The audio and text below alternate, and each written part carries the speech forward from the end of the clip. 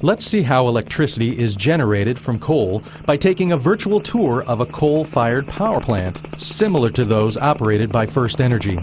This plant has 3 generating units that produce more than 2,000 megawatts of electricity.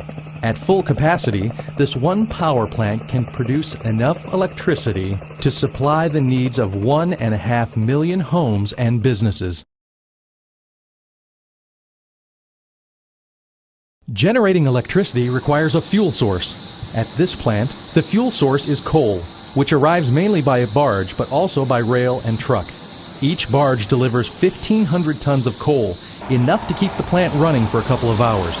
The plant uses about 21,000 tons of coal each day, so over 1 million tons of coal is stockpiled next to the plant.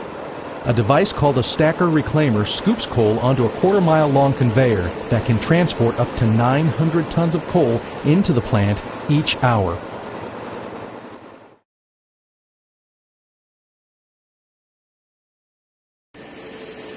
Once inside the plant, up to a 30-hour supply of coal can be stored in bunkers. Coal moves from the bunkers to feeders to be measured and moved to pulverizers. Each generating unit has 16 coal feeders that supply 8 pulverizers. Coal enters the pulverizer and spins in a large drum, where hundreds of steel balls grind it into a fine powder. Now a fine powder, the coal leaves the pulverizers and heads to the boiler. About 335 tons of coal can be pulverized per hour. Large fans add warm air to the powdery coal and blow it into the boiler. The boiler has miles of tubes filled with high-quality water. Once inside the boiler, the coal ignites, releasing energy and generating intense heat that changes the water inside the tubes to hot, dry steam.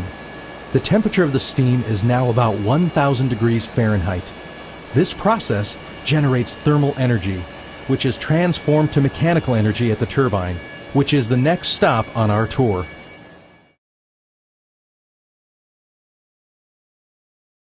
High-pressure steam, now 1,000 degrees Fahrenheit at 3,500 pounds per square inch, is piped from the boiler to the first in a series of turbines. Here it expands between layers of turbine blades mounted on the turbine shaft. The steam loops back to the furnace, then onto the second turbine. In this process, the steam turns the series of turbines 3,600 revolutions per minute, providing power to the generator, the last in the series of machines. The generator continuously creates an electrical charge of 34,481 amps at 18,000 volts of electricity. From here, the electricity leaves the plant and begins its journey to customers.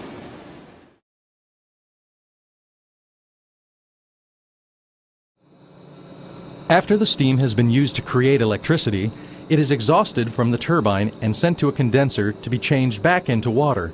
Inside the condenser, steam passes over the outside of pipes filled with chilled water from the cooling towers. The steam condenses to water and returns to the boilers to repeat the steam generating process over again. As the steam condenses, the chilled water inside the condenser pipes becomes warm from the heat of the steam, so it is sent to a cooling tower. These particular towers are called natural draft cooling towers, which are designed with no moving parts. Inside, the water splashes over a series of baffles, which breaks up the water into small droplets. These droplets mix with air from the open bottom of the tower, evaporating some of the water and cooling the rest by as much as 27 degrees. The newly chilled water returns to the condenser to repeat the process of cooling more steam.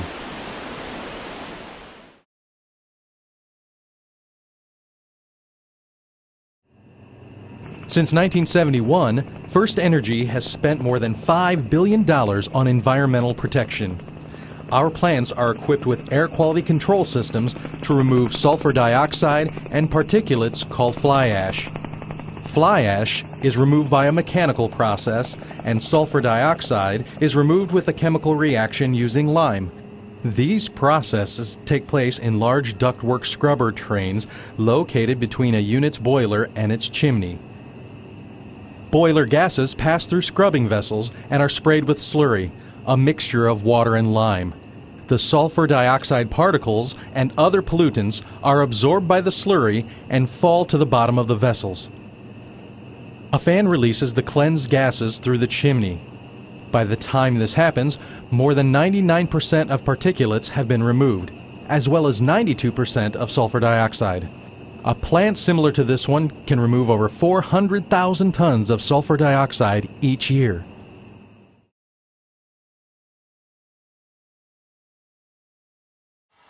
The scrubbing process creates huge amounts of a byproduct called calcium sulfite.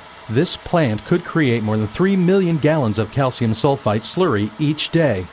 First Energy created a process that turns that waste product into a valuable building material called gypsum, which is used to make wallboard or drywall. The slurry leaving the scrubbers is thickened and pumped through a forced oxidation gypsum or fog system. Oxygen is then added, changing it into gypsum, which is dried, treated, and sent to a gypsum manufacturer to make wallboard. First Energy recycles about 500,000 tons of gypsum each year, enough to manufacture wallboard for 70,000 new homes.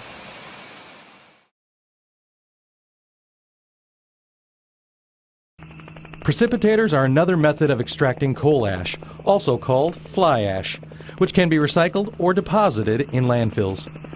This mechanical process extracts fly ash left over from the combustion process. These poles, called wrappers, shake fly ash from a vibrating wire. Gas from the furnace, containing fly ash, flows into the box. The fly ash drops into a storage chamber and is blown into silos to be loaded into a truck. Fly ash from First Energy plants is used in manufacturing a variety of products, including concrete, grouting, roofing shingles, granules, and anti-skid road materials.